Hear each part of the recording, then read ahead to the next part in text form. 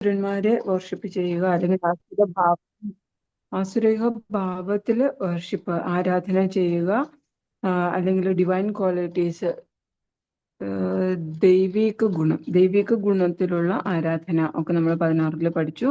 അടുത്ത 17-ാമത്തെ അധ്യായത്തിൽ വന്നപ്പോൾ അർജുനൻ ചോദിക്കുകയാണ്, രണ്ടിനും നടുക്കായിട്ടുള്ള ഒരു ഭക്തി അല്ലെങ്കിൽ ഒരു വിശ്വാസം ഉണ്ടെങ്കിൽ അതെങ്ങനെയായിരിക്കും? അവർ സത്വ രജ തമോ ഗുണങ്ങളിൽ ഏതിലായിരിക്കും അവർ വർത്തിക്കുന്നത്? ആ ഒരു മധ്യഭാഗത്ത് നിന്ന് ചെയ്യുന്നവരപ്പോ ഏതു ഗുണത്തിലായിരിക്കും അവരുടെ ഒരു അവസ്ഥ എന്നുള്ളതാണ് ചോദിക്കുന്നത്. ഇവിടെ ഭഗവാൻ പറഞ്ഞു എന്താണ്? മൂന്ന് വിധത്തില് വിശ്വാസമുണ്ട്. ത്രിവിധാ ഭവതി ശ്രദ്ധ എന്നാണ് 2-ാമത്തെ ശ്ലോകത്തിൽ പറഞ്ഞത്, അല്ലെ? അത് എങ്ങനെയായിരിക്കും? സ്വഭാവജ, അത് അവരുടെ പ്രകൃതി ഗുണങ്ങൾക്ക് മുന്നേ അവർ ആർജിച്ചിട്ടുള്ള മുന്നേ ഉള്ള ജന്മങ്ങളിൽ അവർ ആർജിച്ചിരിക്കുന്ന ആ പ്രകൃതി ഗുണങ്ങൾക്ക് അനുസരിച്ചായിരിക്കും അവരുടെ വിശ്വാസം സാത്വികമാണോ രാജസികമാണോ എന്നൊക്കെ നമുക്ക് മനസ്സിലാക്കാൻ പറ്റുന്നത് എന്നുള്ളത്. അടുത്ത് പറഞ്ഞിരിക്കുന്ന എന്താണ്? ഇവിടെ 3-4 ശ്ലോകങ്ങൾ നോക്കിക്കഴിഞ്ഞാല്, വ്യത്യസ്തമായ പ്രകൃതി ഗുണങ്ങളിൽ സ്ഥിതി ചെയ്യുന്നതിനനുസരിച്ച് അല്ലയോ ഭാരത ശ്രേഷ്ഠ, ഓരോ വ്യക്തിയും ഓരോ തരത്തിലുള്ള വിശ്വാസത്തെ വളർത്തിയെടുക്കുന്നു. താൻ ആർജിച്ച ഗുണങ്ങൾക്ക് അനുസരിച്ച് ജീവസത്തകളെ ഓരോ പ്രത്യേക വിശ്വാസമുള്ളവരെന്ന് പറയപ്പെടുന്നു. അപ്പോൾ ഓരോ തരത്തില് ഒരാൾക്ക് ഏത് ഗുണമാണ്? ഇപ്പൊ സത്വഗുണമാണ്. ഇപ്പൊ നമ്മൾക്ക് 18 പുരാണങ്ങളുണ്ടെങ്കിലും ആ 18 പുരാണങ്ങളെയും 3ആയിട്ട് തിരിച്ചിട്ട് അതില് 6 പുരാണങ്ങള്, സത്വഗുണത്തിലുള്ളത് 6 പുരാണങ്ങള്, രജോ ഗുണത്തിലുള്ളത് 6 പുരാണങ്ങള്, തമോ ഗുണത്തിലുള്ളത്, അങ്ങനെ അതിനെ ഡിവൈഡ് ചെയ്തിട്ടുണ്ട്. അപ്പൊ നമ്മൾ ഏറ്റവും നല്ലത് സത്വഗുണത്തിലുള്ള പുരാണങ്ങൾ വായിക്കുന്നെങ്കിൽ പോലും അതെങ്ങനെയായിരിക്കണം? സത്വഗുണത്തിലുള്ളത് വായിക്കുന്നതായിരിക്കും നല്ലത്. അപ്പൊ ഇവിടെ നമുക്ക് മനസ്സിലാക്കാവുന്നത്, ഒരു ഡിവോട്ടി, ഒരു ഭക്തൻ, അവന്റെ ഒരു ഗുണം ഏതാണോ, അവൻ അസോസിയേറ്റ് ചെയ്യുന്നത് ഏത് ഗുണത്തിലാണോ, നമ്മളിപ്പോ സത്സംഗം ഒക്കെ പറയും, അല്ലെ? സത്സംഗത്തിലുള്ള വ്യക്തികളുമായിട്ട് ചേർന്ന് കഴിഞ്ഞാൽ നമ്മളും സത്സ്വഭാവികളായിട്ട് മാറും. അതേസമയം ദുസ്സംഗത്തില് അല്ലെങ്കിൽ അഭക്തന്മാരുമായിട്ട് ചേരുമ്പോൾ നമ്മൾ എങ്ങനെയായി തീരും? ആ ഒരു ലെവലിലേക്ക് നമ്മളും വലിച്ചഴിക്കപ്പെടും. അപ്പൊ നമ്മൾ അറിയാതെ അവരുടെ സ്വഭാവങ്ങളിലേക്ക് നമ്മൾ പോകും. പലപ്പോഴും നമ്മൾ എങ്ങനെയാന്ന് വെച്ചാൽ, നമ്മൾ മറ്റുള്ളവരിലേക്ക് മാറാനാണ് ശ്രമിക്കുന്നത്. നമ്മൾ മറ്റുള്ളവരെ നമ്മളിലേക്ക് മാറ്റാൻ ശ്രമിക്കില്ല. കാരണം ചിലർ പറയുമോ, ഇന്ന് വീട്ടിൽ ഗസ്റ്റ് വരുന്നുണ്ട്, അതുകൊണ്ട് എനിക്ക് സത്സംഗത്തിൽ ചേരാൻ പറ്റില്ല എന്ന് പറയും, അല്ലെങ്കിൽ സത്സംഗത്തിന് വരാൻ പറ്റില്ല. എന്നിട്ട് നമ്മൾ എന്ത് ചെയ്യും? അവരെയും വിളിച്ചുകൊണ്ട് പുറത്തു പോയിട്ട് ഹോട്ടലിൽ നിന്ന് ഫുഡ് കഴിക്കും. ഇതായിരിക്കും നമ്മൾ ചിലപ്പോൾ ചെയ്യുന്നത്. പക്ഷെ നമ്മൾ അവരെയും കൂടെ കൂട്ടി വന്ന്, ഞാൻ ഇങ്ങനെയാണ് ചെയ്യുന്നത്, ഞാൻ സാധാരണ സൺഡേസിലൊക്കെ സത്സംഗത്തിലാണ് പോകുന്നത്, അവിടെ നല്ല പ്രസാദം കിട്ടും, അങ്ങനെ നമ്മൾ അവരെ കൂടി നമ്മളിലേക്ക് കൊണ്ടുവരാനായിട്ട് നമ്മൾ ശ്രമിക്കാറില്ല. വളരെയധികം പേരിലും കാണപ്പെടുന്ന ഒരു സ്വഭാവമാണ് അത്. എന്തോ കുറഞ്ഞ ഒരു കാര്യമാണ് സത്സംഗത്തിൽ അവരെ കൊണ്ടുപോകുന്നത് എന്നുള്ള ഒരു തരത്തിൽ, അവർക്ക് ചിലപ്പോൾ ഇഷ്ടപ്പെട്ടില്ലെങ്കിലോ എന്ന് കരുതിയിട്ടൊക്കെ നമ്മൾ എന്ത് ചെയ്യും? നമ്മൾ അവരിലേക്ക് മാറ്റപ്പെടുകയാണ് ചെയ്യുന്നത്, അല്ലാതെ അവരെ നമ്മളിലേക്ക് കൊണ്ടുവരാനായിട്ട് നമ്മൾ ശ്രമിക്കാറില്ല. പക്ഷെ നമ്മൾ എങ്ങനെയായിരിക്കണം? ഇതാണ് ശരി, ഇതാണ് സത്യം എന്ന് മനസ്സിലാക്കിയാൽ മറ്റുള്ളവർ താഴ്ന്ന ലെവലിലുള്ളവരിലേക്ക് നമ്മൾ ഇറങ്ങിച്ചെല്ലാതെ അവരെ കൂടി ഉയർന്ന ലെവലിലേക്ക് നമ്മൾ കൊണ്ടുവരികയാണ് വേണ്ടത്, അല്ലെ? ഇങ്ങോട്ടേക്ക് കൊണ്ടുവരിക. പക്ഷെ എല്ലാ ആളുകളും അങ്ങനെ വരണം എന്നില്ല, എന്നാലും ശ്രമിക്കുക. അപ്പൊ ഇവിടെ നമുക്കറിയാം, നമ്മൾ ജീവാത്മാക്കൾ, മമൈവാംശു ജീവലോകെ, ഭഗവാന്റെ അംശങ്ങളാണ്. ഒറിജിനലി നമ്മൾ നോക്കിക്കഴിഞ്ഞാൽ നമ്മൾ ആധ്യാത്മിക സ്വഭാവമുള്ളവരാണ് നമ്മുടെ ആത്മാ എന്ന് പറയുന്നത്. ഇനി അത് ദൈവിക ഗുണത്തിലുള്ളതാണ്. അതുപോലെ തന്നെ ഈ 3 ഗുണങ്ങൾക്കും അതീതമാണ്, വിശുദ്ധമായിട്ടുള്ളതാണ്. സത്വരജ തമോ ഗുണത്തിന് അതീതമായിട്ടുള്ളതാണ്. എന്തുകൊണ്ടാണ്? ഭഗവാൻ എന്ന് പറയുന്നത് വിശുദ്ധ സത്വത്തിലാണ്. ഭഗവാൻ ഈ 3 ഗുണങ്ങൾക്കും അതീതനാണ്, നിർഗുണനാണ്. അപ്പോ ആ ഗുണത്തിലുള്ള ഭഗവാന്റെ അംശം, ആ ക്വാളിറ്റി അതുപോലെയാണ് നമുക്കും. അതേ അളവിലല്ല എങ്കിൽ പോലും അതിന്റെ അംശമായിട്ടാണ് നമ്മളുള്ളത്. അപ്പൊ നമ്മുടെ ആത്മാവും അതുപോലെ തന്നെ ദൈവിക പ്രകൃതിയിലുള്ളതാണ്, 3 ഗുണങ്ങൾക്കും അതീതവുമാണ്. പക്ഷെ എപ്പോഴാണ് നമ്മൾ ഇതിലേക്ക് ചേരുന്നത് എന്ന് വെച്ചാൽ, നമ്മൾ ഭഗവാനെ മറക്കുന്നു. ഇപ്പൊ സത്സംഗത്തിന്റെ കാര്യം പറഞ്ഞ പോലെ, നമ്മൾ മറ്റുള്ളവരുമായിട്ട് അസോസിയേറ്റ് ചെയ്യുന്ന സമയത്ത് നമ്മൾ ഭഗവാനെ മറക്കുന്നു, സത്സംഗത്തെ മറക്കുന്നു. എന്നിട്ട് എന്ത് ചെയ്യുന്നു? അവരിലേക്ക് എത്തപ്പെടുന്നു. ഇപ്പൊ നമ്മൾ വെള്ളം, പ്യുവർ ആയിട്ടുള്ള നല്ല ശുദ്ധമായ വെള്ളത്തില് ഒരു പച്ച നിറം ഒഴിച്ചു കഴിഞ്ഞാൽ എന്ത് സംഭവിക്കും? ആ വെള്ളം കൂടി അതിന്റെ പ്യൂരിറ്റി, അതിന്റെ ശുദ്ധത നഷ്ടപ്പെട്ട് അതിന്റെ നിറമൊക്കെ നഷ്ടപ്പെട്ട് ആ പച്ച നിറമായി മാറും അല്ലെ. ഇനി ചുവന്ന നിറമാണ് ഒഴിക്കുന്നതെങ്കിലോ അതിനും ആ വെള്ളത്തിനും എന്ത് സംഭവിക്കും?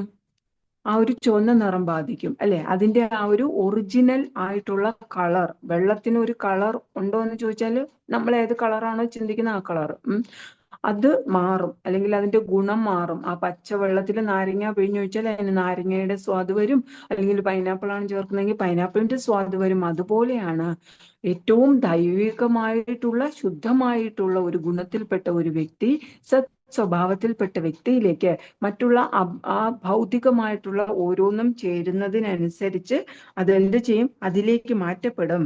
അപ്പോഴും നമ്മൾ എന്ത് ചെയ്യും? നമുക്ക് ചെറിയൊരു സ്വാതന്ത്ര്യം ഭഗവാൻ തന്നിട്ടുണ്ട് അല്ലെ. നിങ്ങൾക്ക് ഇഷ്ടമുള്ളത് തിരഞ്ഞെടുത്തോളൂ. നിങ്ങൾ ഇത്ര സമയം അമ്പലത്തിൽ പോകണം, ഇത്ര സമയം ഭജന ചെയ്യണം, ഇങ്ങനെ ഒന്നും വ്യക്തമായിട്ട് നമുക്ക് നിഷ്കർഷിച്ച് ഒരിത് തന്നിട്ടില്ല. പക്ഷെ നമ്മുടെ അറിവില്ലായ്മ കൊണ്ട് കൂടിയാണ് നമ്മൾ കൗമാര പ്രായത്തിലേ നമ്മൾ ശാസ്ത്രമെല്ലാം പഠിക്കണം.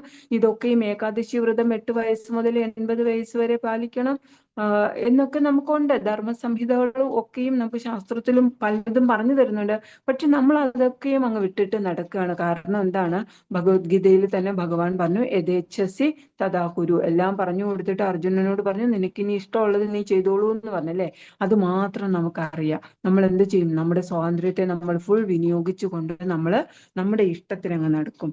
പക്ഷെ അതോടുകൂടി നമ്മൾ എന്ത് ചെയ്യുന്നു? ഭഗവാനെ മറക്കുന്നു. നമ്മുടെ ആ ഒരു ഒറിജിനൽ ഭാവം എന്താണ് എന്നുള്ളത് മറന്നിട്ട് നമ്മൾ ആ ഒരു സത്വഗുണം അല്ലെങ്കിൽ രജോ ഗുണം തമോ ഗുണം ഏത് ഗുണത്തിലാണോ നമ്മളുമായിട്ട് അസോസിയേറ്റ് ചെയ്യുന്ന വ്യക്തികളുള്ളത് അല്ലെങ്കിൽ ആ ഒരു സാഹചര്യമുള്ളത് അതിലേക്ക് നമ്മൾ വഴുതി വീഴപ്പെടുന്നു. ഇതാണ് നമുക്ക് സംഭവിക്കുന്നത്. ഇപ്പൊ നമ്മള് രണ്ടാമത്തെ ശ്ലോകത്തിൽ പറഞ്ഞത് എന്താണ്? രണ്ടാമത്തെ ശ്ലോകത്തിൽ പറഞ്ഞു പൂർവ്വ ആർജിത പ്രകൃതി ഗുണങ്ങളെ കുറിച്ച് പറഞ്ഞു അല്ലെ. പൂർവ്വ ആർജിത, മുമ്പ് ഉള്ള ജന്മങ്ങളിൽ നമ്മൾ എന്തായിരുന്നു? നമ്മളിപ്പോ ഒരു ഗോമാത ആയിരുന്നു എന്ന് വിചാരിക്കുക. ഒരു ഗോവായിരുന്നു എങ്കിൽ ഗോവിന്റെ ശരീരം എന്ന് പറയുന്നത് സത്വഗുണത്തിലുള്ളതാണ്. അപ്പോ ആ പൂർവ്വ ആർജിത ആ സമയത്തുള്ളത് നമ്മള് വെജിറ്റേറിയൻ ഒക്കെ ഭക്ഷണമാണ് ഗോമാത കഴിക്കുക അല്ലെ. അതൊക്കെയും കഴിച്ച് ആ പുല്ലൊക്കെ കഴിച്ച് അങ്ങനെ വെള്ളമൊക്കെ കുടിച്ചിരുന്ന ആ ഒരു ശരീരം, ആ ഒരു വാസനയ്ക്കനുസരിച്ച് അടുത്ത ജന്മത്തിൽ മനുഷ്യ ശരീരം കിട്ടുമ്പോൾ അവരെങ്ങനെയായിരിക്കും? അവർ വെജിറ്റേറിയനോട് കൂടുതൽ ഒരു പ്രതിപത്തി കാണിക്കും. അവർക്ക് നോൺ വെജിനോട് അധികം ഒരു ഇഷ്ടം വരില്ല. അപ്പൊ അവർ ഈ ഒരു ജന്മത്തിലും പൂർവ്വ ആർജിത വെച്ചിട്ട് ആ സ്വഭാവം വെച്ചിട്ട് ആ ഒരു വാസന വെച്ചിട്ട് അവർ സത്വഗുണത്തിലായിരിക്കും ഇപ്പോഴും അത് വർത്തിക്കാനായിട്ട് ഇഷ്ടപ്പെടുക. അങ്ങനെയുള്ളവർക്ക് ചിലപ്പോൾ സത്സംഗങ്ങളൊക്കെ കൂടുതൽ ഇഷ്ടം വരും. ഇനി കഴിഞ്ഞ ജന്മത്തിൽ ഒരു പുലിയോ അല്ലെങ്കിൽ ഒരു സിംഹമോ ആയിരുന്നു എന്ന് വിചാരിക്കുക. അവരെന്താ കഴിച്ചുകൊണ്ടിരുന്നത്? ഒരു നോൺ വെജ് ആയിട്ടുള്ള മാംസമൊക്കെ കഴിച്ചു മറ്റുള്ളവർ ഇതിനെയൊക്കെ ക്രൂരമൃഗത്തിലാണ് വരുന്നത് അല്ലെ. അപ്പൊ ആ ക്രൂരമൃഗത്തിന്റെ ആ ക്രൂര സ്വഭാവമായിരിക്കും അത് ഈ ജന്മത്തിൽ വരുമ്പോഴും കാണിക്കുക. മനുഷ്യ ശരീരം കിട്ടിയിട്ട് കാര്യമില്ല. അപ്പോ ഗോമാത ശാന്ത സ്വഭാവമാണ്. പക്ഷെ അതിനെ നമ്മളെ മുഖത്തൊക്കെ ചെന്ന് തൊട്ടാൽ തടലോടിയാൽ അതെന്ത് ചെയ്യില്ല, എന്ന് നമ്മൾ ഇരിക്കാൻ പറ്റില്ല. അതങ്ങനെ ശാന്തമായിട്ട് നിൽക്കും അല്ലെ. അതിന്റെ കണ്ണിൽ നോക്കിക്കഴിഞ്ഞാൽ ഏറ്റവും കരുണയുള്ള ഒരു മൃഗമാണെന്ന് പറയും ഗോമാത അല്ലെ. അപ്പൊ അതുപോലെ ആ ഒരു കരുണരസം ഈ ഒരു ജന്മത്തിൽ മനുഷ്യന്റെ ആ ഒരു സ്വഭാവത്തിലും ഉണ്ടാവും. ഇനി ക്രൂരമൃഗമായിരുന്നു, എക്സാമ്പിളാണ് പറയുന്നത് കേട്ടോ. അപ്പൊ ക്രൂരമൃഗമായിരുന്നുവെങ്കിൽ ഈ ഒരു ജന്മം വരുമ്പോഴും അവർക്ക് അതിഭയങ്കരമായ പ്രതിപത്തിയായിരിക്കും നോൺ വെജ് കഴിക്കാനും അതുപോലെ തന്നെ അവർക്ക് ആ ഒരു ക്രൂരത ആയിട്ടുള്ള സ്വഭാവം കാണിക്കാനും മറ്റുള്ളവരെ ദ്രോഹിക്കാനും ഒക്കെ ഇഷ്ടപ്പെടുന്നവരായിരിക്കും. അപ്പൊ അങ്ങനെയുള്ളവര് ആശ്രിക ഭാവത്തിലേക്കായിരിക്കും പോവുക. ഇനി നമുക്ക് ഇപ്പൊ വിചാരിക്കും, ഓ ഇതൊക്കെ ചുമ്മാ പറയുന്നത്. അങ്ങനെ വിചാരിക്കേണ്ട. ഗജേന്ദ്രമോക്ഷം നോക്കിക്കഴിഞ്ഞാല് ശാസ്ത്രത്തില് ഗജേന്ദ്രമോക്ഷത്തില് ഇന്ദ്രദ്യുമ്ന മഹാരാജാവ് എങ്ങനെയായിരുന്നു? വളരെ ഡള്ളായിട്ട് അദ്ദേഹം അഗസ്ത്യമുനി വരുന്ന സമയത്ത് ഇന്ദ്രദ്യുമ്ന മഹാരാജാവ് എന്ത് ചെയ്തില്ല? അദ്ദേഹത്തെ വൈഷ്ണവനെ റെസ്പെക്ട് ചെയ്തില്ല എന്നുള്ളത് കൊണ്ട് അദ്ദേഹത്തിന് ശാപം ലഭിച്ചു. ശാപം ലഭിച്ച അദ്ദേഹം എന്തായി മാറി? ഗജേന്ദ്രനായി മാറി. ആ സമയത്തും അദ്ദേഹം ശ്രദ്ധ കൊടുത്തില്ല. ശ്രദ്ധ കൊടുക്കാതെ ആ വെള്ളത്തിലൊക്കെ കളിക്കാൻ പോയ സമയത്ത് കുളിക്കാനും ഒക്കെ ആയിട്ട് പിക്നിക്ക് പോകുന്ന സമയത്ത് ഗജേന്ദ്രൻ എന്ത് ചെയ്യുന്നില്ല? ചുറ്റുമുള്ള സാഹചര്യം എന്താണെന്ന് ശ്രദ്ധിച്ചില്ല. ഇന്ദ്രദ്യുമ്ന രാജാവായിരുന്ന സമയത്തും അദ്ദേഹം ധ്യാനത്തിലായിരുന്നു, ഭഗവാനെ ധ്യാനിക്കുകയായിരുന്നു, അദ്ദേഹം ഭക്തനായിരുന്നു. പക്ഷേ ചുറ്റുമുള്ള ആ ഒരു ശ്രദ്ധയില്ലാതിരുന്ന കാരണം അഗസ്ത്യമുനിയും പരിവാരവും വന്നത് അദ്ദേഹം അറിഞ്ഞില്ല. അതേ വാസന അദ്ദേഹം എവിടെയും ചെയ്തു. അടുത്ത ജന്മത്തിൽ ഗജേന്ദ്രനായപ്പോഴും ചെയ്തപ്പോഴാണ് മുതല വന്ന് പിടികൂടിയത്. നമ്മൾ ഒരു വെള്ളത്തിൽ ഇറങ്ങുമ്പോൾ അവിടെ പാമ്പുണ്ടോ അല്ലെങ്കിൽ എന്തെങ്കിലും മുതലുണ്ടോ എന്നൊക്കെ നോക്കിയിട്ടല്ലേ ഇറങ്ങുക. ഒരു ശ്രദ്ധ നമ്മൾ ചെലുത്തും അല്ലെ. അവര് ശ്രദ്ധ ചെലുത്താതെ ഗജേന്ദ്രനും എന്ത് ചെയ്തു, ചെന്ന് ആ ഒരു പഴയ ജന്മത്തിൽ പൂർവ്വാർജിതമായിട്ടുള്ള അതേ രീതിയിൽ ചെന്നിറങ്ങി അദ്ദേഹത്തെ മുതല പിടിക്കുകയും ചെയ്തു. ഇനി മുതലയുടെ ആസ്പെക്റ്റിൽ നോക്കിക്കഴിഞ്ഞാല് മുതല ആരായിരുന്നു? കഴിഞ്ഞ ജന്മത്തില് ഹൂഹു എന്ന ഗന്ധർവനായിരുന്നു. ആ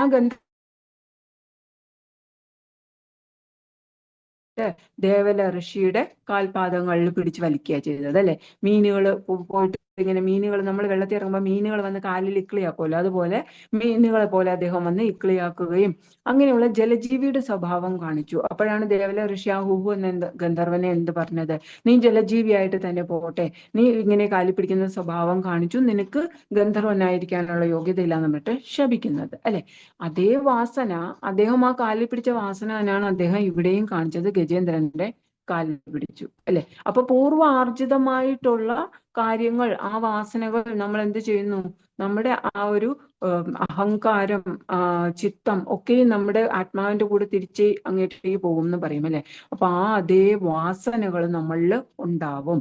ആ വാസന നമ്മൾ അടുത്ത ജന്മത്തിലും കാണിക്കും. അതാണ് ഇവിടെ സ്വഭാവജ എന്ന് പറയുന്നത്. അപ്പൊ ഈ ശ്ലോകങ്ങളിൽ നിന്ന് നമ്മൾ മനസ്സിലാക്കാനുള്ളത്, നമ്മൾ ഏതു ഗുണത്തിലായിരുന്നു കഴിഞ്ഞ ജന്മത്തിൽ, ആ ഗുണത്തിൽ തന്നെ ആയിരിക്കും നമ്മൾ പിറക്കുമ്പോഴും ഈ നമ്മുടെ ആക്ടിവിറ്റീസ്, നമ്മുടെ സ്വഭാവങ്ങൾ ഒക്കെയും ഈ ജന്മങ്ങളിലും അങ്ങനെയായിരിക്കും. പക്ഷെ അതിനെ നമുക്ക് ചേഞ്ച് ചെയ്യാൻ പറ്റും. എങ്ങനെയാണ് അതിനെ മാറ്റി ഉന്നതിയിലേക്ക് കൊണ്ടുവരിക? അത് നമ്മൾ ഗുരുവിനെ ആശ്രയിക്കുക, ഗുരുവിന്റെ ആശ്രയത്തിൽ നമ്മൾ ദീക്ഷയൊക്കെ എടുത്ത് അങ്ങനെ ഗുരുവിന്റെ ഒരു ഡിസൈപ്പിളായി ആ ഒരു ഡിസിപ്ലിനിൽ അച്ചടക്കത്തോടു കൂടിയുള്ള ജീവിതം നമ്മൾ കൃഷ്ണാവബോധത്തിൽ നയിച്ചു കഴിഞ്ഞാൽ നമുക്ക് ഇതൊക്കെയും ചേഞ്ച് ചെയ്ത് പരിവർത്തനം ചെയ്ത് കൊണ്ടുവരാനായിട്ട് കഴിയും എന്നാണ് പറയുന്നത്. അപ്പോൾ ആ ഒരു തരത്തിൽ നമ്മൾ നമ്മുടെ ഫ്രീഡം, നമുക്ക് കിട്ടിയിരിക്കുന്ന സ്വാതന്ത്ര്യത്തെ നമ്മൾ മിസ്യൂസ് ചെയ്യാതെ മുന്നേക്ക് പോവുക. അല്ലാണ്ട് നമ്മൾ ആൾദൈവങ്ങളെയൊക്കെ പൂജിച്ച്, ഇവിടെ നമുക്ക് പഞ്ചോപാസനയെ പറ്റിയിട്ട് ഇവിടെ വായിച്ചു ഭാവാർത്ഥത്തിൽ അല്ലെ. പഞ്ചോപാസന എന്ന് പറഞ്ഞാല് വേദങ്ങളില്, നമ്മുടെ ശാസ്ത്രങ്ങളില് അനുശാസിക്കുന്ന 5 ദൈവങ്ങള്, 5 പ്രൈമറി ഡെയിറ്റീസ്. 5 ദൈവങ്ങൾ എന്ന് പറയുമ്പോൾ ഒന്ന് വിഷ്ണു, പ്രധാനമായിട്ട് വിഷ്ണു ഭഗവാൻ, അതുപോലെ ശിവ, അതുപോലെ ഏതെങ്കിലും ഒരു ദേവത, ഇപ്പൊ ദുർഗ അല്ലെങ്കിൽ ഏതെങ്കിലും ഉഗ്രരൂപത്തിലുള്ള മൂർത്തി അല്ല ഉദ്ദേശിക്കുന്നത്. ദുർഗ അല്ലെങ്കിൽ പിന്നെ ലക്ഷ്മി ദേവി, അങ്ങനെ സരസ്വതി, അങ്ങനെയുള്ള ഏതെങ്കിലും ഒരു ദേവത, അല്ല പിന്നെ അതുപോലെ സൂര്യദേവൻ, പിന്നെ ഗണേശ എന്ന് പറയുമ്പോൾ നമ്മുടെ ഗണപതി. ഈ 5 എണ്ണം, അതാണ് പഞ്ച ഉപാസന എന്ന് പറയുന്നത്. ഈ 5 ദൈവങ്ങളെ പ്രാർത്ഥിക്കാനും അല്ലെങ്കിൽ അവരിൽ ആരാധന ചെയ്യാനുമാണ് വേദങ്ങളിൽ നിഷ്കർഷിച്ചിരിക്കുന്നത്. അതാണ് പഞ്ച ഉപാസകർ എന്നിവിടെ പറഞ്ഞിരിക്കുന്നത് ഭാവാർത്ഥത്തില്. ഇനി ഇവിടെ ഭൂത ഉപാസന, ഇവിടെ നമുക്ക് 4-ാമത്തെ ശ്ലോകത്തിൽ പറഞ്ഞു തന്നിട്ടുണ്ട് ഏതൊക്കെ തരത്തിലുള്ളവര് ഏതിനെയൊക്കെ പ്രാർത്ഥിക്കും എന്നുള്ളത് അല്ലെ, ആരാധിക്കും. സാത്വികരാണ് എന്നുണ്ടെങ്കിൽ ദേവന്മാരെ ആരാധിക്കും. അതുപോലെ ദേവന്മാരെ ആരാധിക്കും എന്ന് പറയുമ്പോൾ അവിടെ നമ്മൾ വേദങ്ങളിൽ പറഞ്ഞിരിക്കുന്നതാണ് ഉദ്ദേശിക്കുന്നത്. പഞ്ചോപാസന അല്ലെങ്കിൽ 33 ദേവഗണങ്ങളെ പ്രാർത്ഥിക്കുക, അതാണ് ഉദ്ദേശിക്കുന്നത്. ഇനി രജോ ഗുണ സ്വഭാവികളാണെങ്കിൽ അസുരന്മാരെയും, അതുപോലെ തമോ ഗുണ പ്രധാനികളാണെങ്കിൽ ഭൂതപ്രേതാദികളെയും ആരാധിക്കുന്നു എന്ന് പറയുന്നുണ്ട്. ഇനി നമ്മള് തിരിച്ച് ബാക്കിലോട്ട് പോയി കഴിഞ്ഞാൽ 9-ാമത്തെ അധ്യായം ഭഗവത്ഗീതയിൽ നമുക്ക് 25-ാമത്തെ ശ്ലോകത്തിൽ ഭഗവാൻ പറഞ്ഞു തന്നിട്ടുണ്ട്. യാന്തി ദേവവൃതാ ദേവാൻ പിതൃൻ യാന്തി പിതൃവൃത ഭൂതാനി യാന്തി ഭൂതേജ്യ യാന്തി മധ്യാജിനോപിമാം. ദേവന്മാരെ ആരാധിക്കുന്നവർ ദേവന്മാരോടൊപ്പം ജനിക്കും, പിതൃപൂജകൾ പിതൃക്കളോടൊപ്പം ജനിക്കും, ഭൂതപ്രേതാദികളെ ഉപാസിക്കുന്നവരാകട്ടെ അവരോടൊപ്പം ആവും ജനിക്കുക.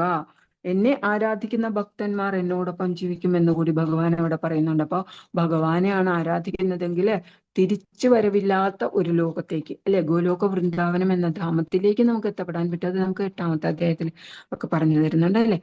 ആ ബ്രഹ്മഭുവനാലോക, ആ ബ്രഹ്മലോകം വരേക്കും, ആ ബ്രഹ്മലോകമാണ് ഏറ്റവും മെറ്റീരിയലി നമ്മൾ നോക്കിക്കഴിഞ്ഞാൽ ഭൗതിക ലോകത്തിൽ ഏറ്റവും ഉയർന്നത്. അപ്പോൾ അവിടെ വരേക്കും എത്തിപ്പെട്ടാലും നമുക്ക് എന്ത് ചെയ്യേണ്ടി വരും? വീണ്ടും വീണ്ടും ജനന മരണ ചക്രത്തിൽപ്പെട്ട് ഉഴലേണ്ടി വരും. പക്ഷെ ഭഗവാന്റെ ധാമത്തിലേക്ക് എത്തിപ്പെട്ടാൽ നമുക്ക് വീണ്ടും ജനന മരണത്തിൽ ആ ഒരു ചക്രത്തിൽ നമുക്ക് വരേണ്ടി വരില്ല എന്നുള്ളത് പറയുന്നുണ്ട്. അപ്പൊ ഇവിടെ നമുക്ക് ചൂസ് ചെയ്യാൻ പറ്റും അല്ലെ, നമ്മുടെ ആ ഒരു സ്വാതന്ത്ര്യം നമുക്കുണ്ട്. യഥേച്ഛസി തഥാ കുരു എന്ന് ഭഗവാൻ അർജുനനോട് പറഞ്ഞപ്പോ അർജുനൻ എന്താ പറഞ്ഞത്? കരിഷ്യേ വചനം തവ. ഭഗവാൻ എന്താണോ പറഞ്ഞിരിക്കുന്നത് ആ വാക്കുകൾ മാത്രം ഞാൻ അനുസരിക്കുമെന്ന് പറഞ്ഞു. അപ്പൊ നമുക്ക് കരിഷ്യേ വചനം തവ എന്ന അർത്ഥത്തിലാണ് നമ്മൾ കൃഷ്ണാവബോധത്തെ സ്വീകരിച്ചാല് ഗുരുക്കന്മാർ പറയുന്നത് എന്താണോ അതിനെ അനുസരിക്കാം, അതിനെ വിശ്വസിക്കാം. ഭഗവാൻ നമുക്ക് ഭഗവത്ഗീതയിലും ഭാഗവതത്തിലും ഒക്കെ നമ്മൾ എന്താണോ നമ്മുടെ ശാസ്ത്രങ്ങളിൽ പഠിച്ചത് അത് നമുക്ക് അനുവർത്തിച്ച് അതുപോലെ ജീവിക്കാമെന്നുണ്ടെങ്കിൽ നമുക്ക് ഒരു സംശയവും കൂടാതെ ഭഗവാന്റെ ധാമത്തിലേക്ക് എത്താൻ പറ്റും. അല്ലെങ്കിൽ ഇവിടെ 3-ല് 4-ല് ഈ ശ്ലോകങ്ങളിൽ പറഞ്ഞിരിക്കുന്ന പോലെ നമ്മൾ എന്ത് ചെയ്യേണ്ടി വരും? 9.25 ആയിരിക്കും നമുക്ക് ഇപ്പൊ പറഞ്ഞ ആ ഒരു ശ്ലോകം. യാന്തിദേവ വൃതാൻ അല്ലെ, ആ ഒരു ശ്ലോകമായിരിക്കും നമുക്ക് ദേവന്മാരുടെ ലോകത്തും പിതൃക്കളുടെയും അസുരന്മാരുടെയും ഒക്കെ ലോകത്ത് നമ്മൾ ജനിക്കേണ്ടി വരും. അപ്പോൾ ആൾദൈവങ്ങളെയും കഴിഞ്ഞ ദിവസം തന്നെ ബുള്ളറ്റ് സ്വാമിയെയും ഒക്കെ പ്രാർത്ഥിക്കുന്നവരുണ്ട് അല്ലെ. അങ്ങനെയൊക്കെ ഉള്ളവർ, അല്ലെങ്കിൽ ഭദ്രകാളി, കാലഭൈരവ, അങ്ങനെയൊക്കെ ഉള്ള ഭയങ്കര മൂർത്തികള്. ഇപ്പൊ മുത്തപ്പ, നമ്മള് ഇവിടെ കണ്ണൂരിൽ പോയി കഴിഞ്ഞാൽ അവിടെ അതിന്റെ ദേവത, അതിന്റെ വാഹനം എന്താണ്? നായക്കുട്ടിയാണ് അല്ലെ. പിന്നെ അതുപോലെ അവിടെ കൊടുക്കുന്ന എന്താ? നമ്മുടെ കരുവാട് എന്ന് പറയും, തിരുവനന്തപുരത്തെ കരുവാട് എന്ന് പറയും, ഉണക്കമീന്. ഉണക്കമീനും കള്ളും ഒക്കെ കൊടുക്കും. അങ്ങനെ ഒരു തമോ ഗുണത്തിലുള്ള ആരാധനയിലേക്കാണ് നമ്മൾ പോകുന്നതെങ്കിൽ നമ്മുടെ ഈ ഒരു ടെമ്പററി ആയിട്ട് ഈ ജീവിതത്തിൽ നമുക്ക് എന്തെങ്കിലുമൊക്കെ ഗുണങ്ങൾ ഉണ്ടാവാം. പക്ഷെ അതുകൊണ്ട് ഇഹലോകം മാത്രമല്ലല്ലോ, നമുക്ക് പരലോകത്ത് പോയിട്ട് നമുക്ക് എന്ത് ചെയ്യണം? അവിടെയും നമുക്ക് ജീവിക്കേണ്ടതുണ്ട്. അപ്പൊ അവിടത്തേക്കുള്ള വർഷിപ്പിന് നമ്മൾ അവിടെ ചെന്നിട്ട് നമുക്ക് ആൽക്കഹോളും അങ്ങനെയുള്ള കാര്യങ്ങളൊന്നും കിട്ടില്ല അല്ലെ. മദ്യവും കള്ളും കരുവാടും ഒന്നുമല്ല അങ്ങോട്ടേക്ക് നമുക്ക് ഉള്ളത്. അപ്പോൾ നമ്മൾ അവിടെ തന്നെ ഭൂതപ്രേത പിശാചുക്കളോടൊപ്പം നമ്മൾ അവിടെ കഴിയേണ്ടി വരും. അതിന് ഒരുപാട് നെഗറ്റീവ്സ് അവിടെ ചെന്നിട്ട് നമ്മൾ കഷ്ടപ്പെടേണ്ടി വരും. ഇപ്പൊ ഇവിടെ തന്നെ നമുക്ക് രുദ്രഭാവത്തില് ആളുകള് ശിവജി ആരാധിക്കുന്നവരുണ്ട്. ശിവജി ആരാധിച്ചിട്ട് അത് തെറ്റായിട്ട് ആരാധിക്കുന്നു. ഇപ്പൊ പഞ്ചോപാസന പറഞ്ഞല്ലോ, പഞ്ചോപാസനയിൽ തന്നെ ശിവജി ആരാധിക്കാമെന്ന് പറഞ്ഞു. ശിവജി ഹലാഹല വിഷം കഴിച്ചു, അദ്ദേഹം നീലകണ്ഠൻ എന്നറിയപ്പെടുന്നു. അദ്ദേഹം ഹലാഹല വിഷമാണ് കഴിച്ചത്. പക്ഷെ ഇവിടെ ഉള്ള ഇപ്പോ അവൈലബിൾ ആയിട്ടുള്ളത് ഹലാഹല വിഷം ഇല്ലാത്തത് കൊണ്ട് അവരെന്ത് ചെയ്യുന്നു? അവര് കഞ്ചാവ്, ചരസ് അല്ലെ, അങ്ങനെയുള്ള എന്താ മരിജുന, LSD, ADMA ഒക്കെ കഴിച്ചിട്ട് അവര് ശിവജിയുടെ ആരാധകരാണ്, ഫോളോവേഴ്സാണെന്ന് പറഞ്ഞിട്ട് ഇരിക്കുന്നുണ്ട്.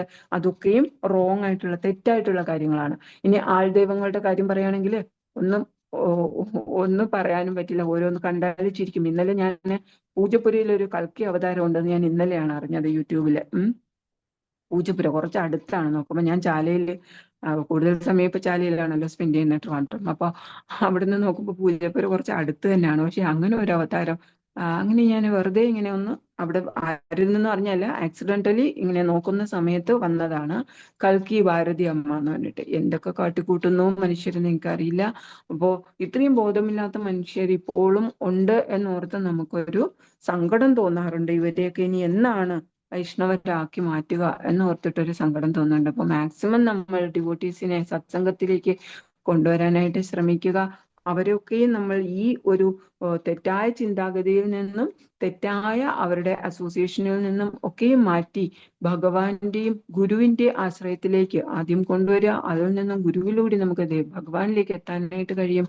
അങ്ങനെ നമ്മുടെ ഈ പൂർവ്വജന്മാർജിതമായിട്ടുള്ള എല്ലാ ഗുണങ്ങളെയും നമുക്ക് ഓവർകം ചെയ്ത്, തരണം ചെയ്ത് സത്വഗുണത്തിലേക്കും അതിൽ നിന്നും ഉപരിയായിട്ട് നമുക്ക് ഉയർന്നു വരാനായിട്ട് കഴിയും. ഹരേ കൃഷ്ണ. ഹരേ കൃഷ്ണ മാതാജി. Thank you mataji. സംശയം വല്ലതും ഉണ്ടോ ആർക്കെങ്കിലും ചോദിക്കാൻ? ഇല്ലെങ്കിൽ നമുക്ക് ശ്ലോകം ചൊല്ലാം. ഓരോ ശ്ലോകം ചൊല്ലിയാൽ മതി. ബിന്ദു മാതാജി. കൃഷ്ണ. ഓം നമോ ഭഗവതേ വാസുദേവായ. ശ്ലോകം 3. സത്വാനുരൂപ സർവസ്യ ശ്രദ്ധാ ഭവതി ഭാരത. ശ്രദ്ധാമയോയം പുരുഷോ യോ യശ്രദ്ധാ സ ഏവ സഹ. ഹരേ കൃഷ്ണ. പത്മകുമാരി മാതാജി. ഹരേ കൃഷ്ണ. ഓം നമോ ഭഗവതേ വാസുദേവായ. ശ്ലോകം 4. യജന്തേ സാത്വികാ ദേവാൻ യക്ഷരക്ഷാംസി രാജസഃ